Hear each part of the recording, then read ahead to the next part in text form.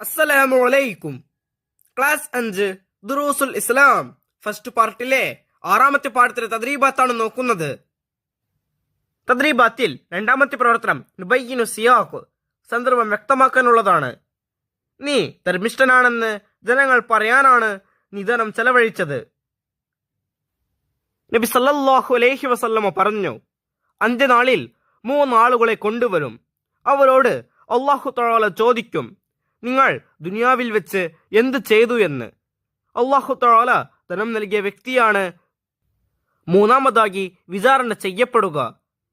നിനക്ക് നൽകിയ ധനം നീ എന്ത് ചെയ്തു എന്ന ചോദ്യത്തിന് നിനക്കിഷ്ടപ്പെട്ട എല്ലാ മാർഗത്തിലും നിന്റെ പ്രീതിക്ക് വേണ്ടി ഞാൻ ചെലവഴിച്ചു എന്ന് അയാൾ മറുപടി പറയുമ്പോൾ അയാളോട് അല്ലാഹു തആല പറയുന്നതാണിത്.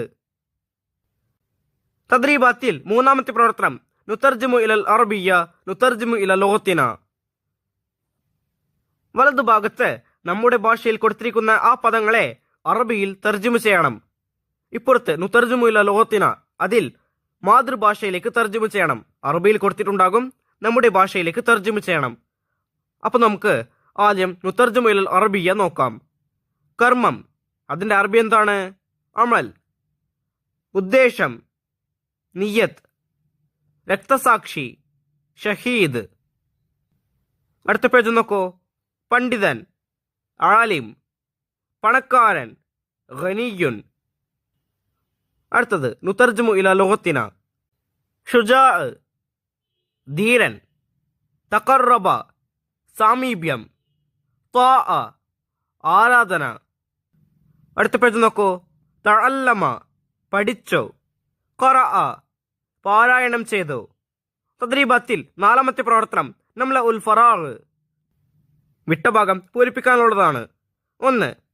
ഞാൻ നിനക്ക് വേണ്ടി ഡാഷ് രക്തസാക്ഷി പറയും. ആ വരിയിൽ പൂരിപ്പിക്കേണ്ടത് യുദ്ധം ചെയ്തെന്ന്. ഞാൻ നിനക്ക് വേണ്ടി യുദ്ധം ചെയ്തെന്ന് രക്തസാക്ഷി പറയും. 2. അള്ളാഹുവിന്റെ ഡാഷ് മാത്രം ആഗ്രഹിച്ച് അമൽ ചെയ്യലാണ് ഇഖ്ലാസ്. ആ വരിയിൽ പൂരിപ്പിക്കേണ്ടത് പ്രീതി. അള്ളാഹുവിന്റെ പ്രീതി മാത്രം ആഗ്രഹിച്ച് അമൽ ചെയ്യലാണ് ഇഖ്ലാസ്. 3. ഇഖ്ലാസ് ഇല്ലാതെ ഡാഷ് സമ്പൂർണമാവുകയില്ല. ആ വരിയിൽ പൂരിപ്പിക്കേണ്ടത് ഇബാദത്തുകൾ.